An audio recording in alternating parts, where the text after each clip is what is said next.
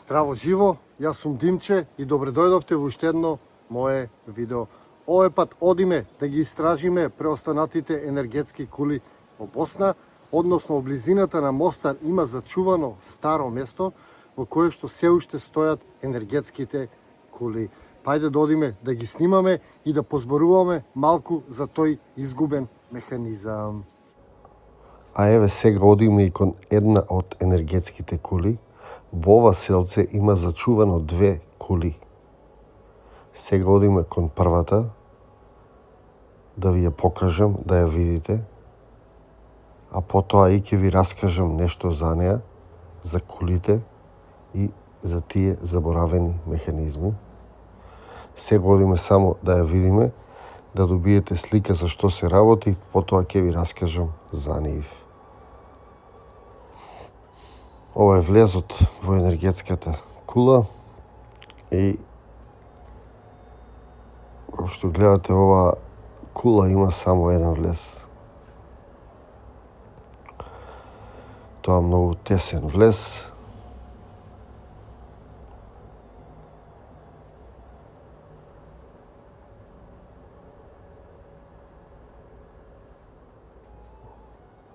Ова се скалите, видите колку се тесни.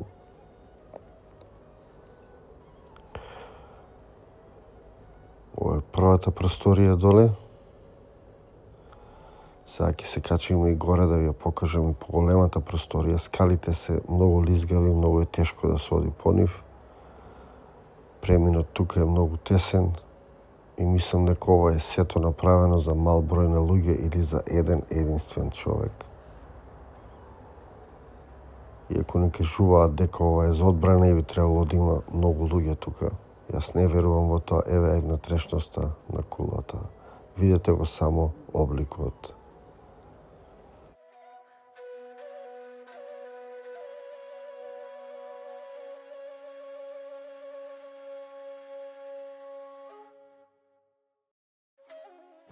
Енергетските кули се тема која што истражувам долго време и ако приметувате, скоро во секој град има енергетска кула.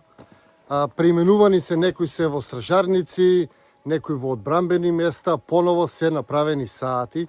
Например, во Велес имаме саат кула, во Прилеп имаме саат кула, во Кичево, во Кратово, во Белград, во Нови Сад, скоро во сите поголеми места кои што сум ги посетил и помали, има кули. Дури има и во некои од селата, но се срушени. Улогата на кулите било да се собираат информации од Бога, како што денеска имаме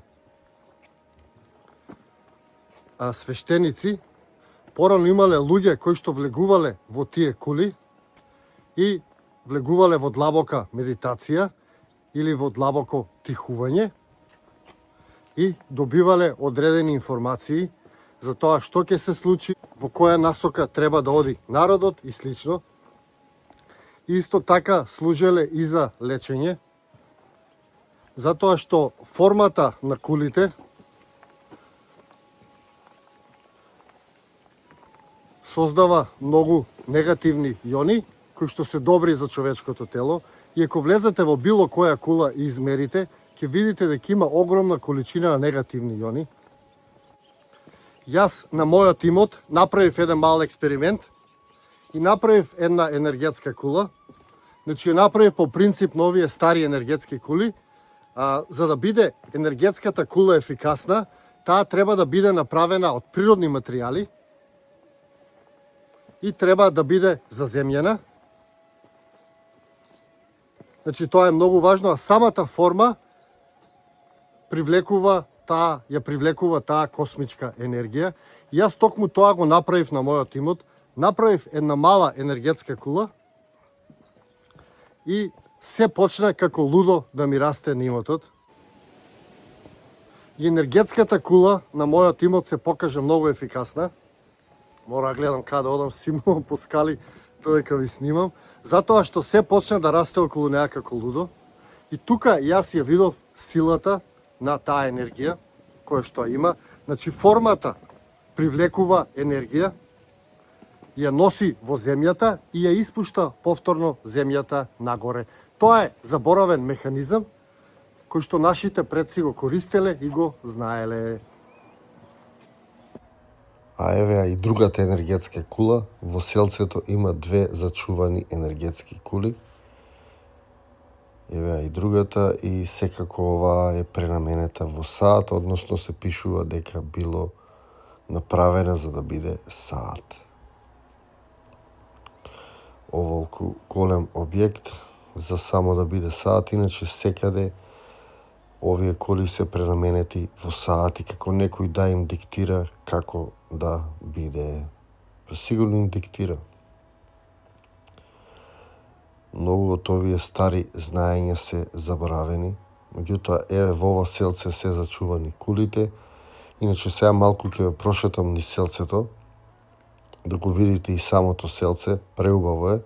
Се е направено од камен и е релативно добро зачувано. Освен неколку куќи кои што се разрушени, другите куќи се сите зачувани, што го прави селцето некоја своевидна атракција. И морам да кажам дека беше доста посетено од туристи. Имаше многу странци во тоа селце. Значи, е добро разработено.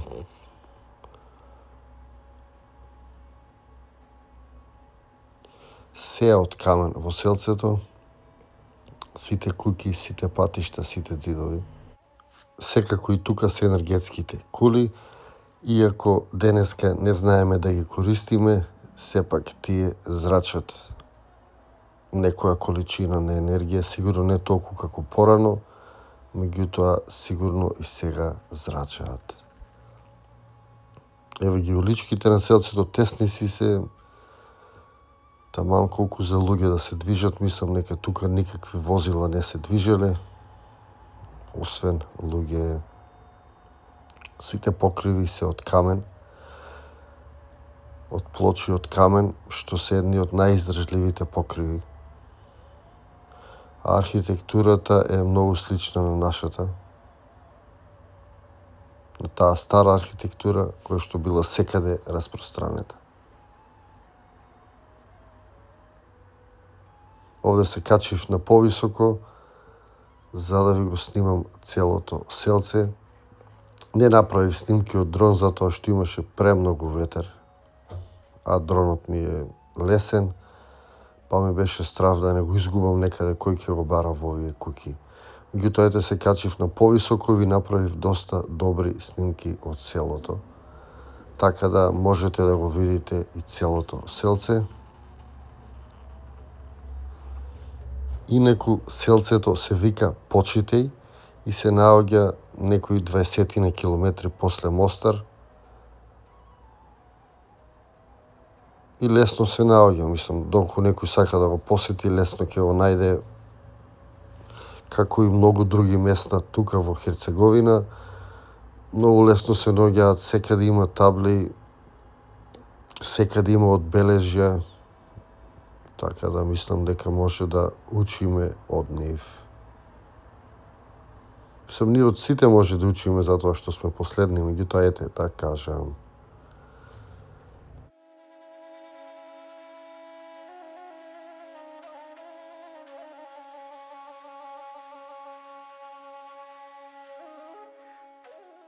Ви благодарам што го изгледавте и ова видео. Јас сега си заминувам од тука полн со енергија и убави импресии.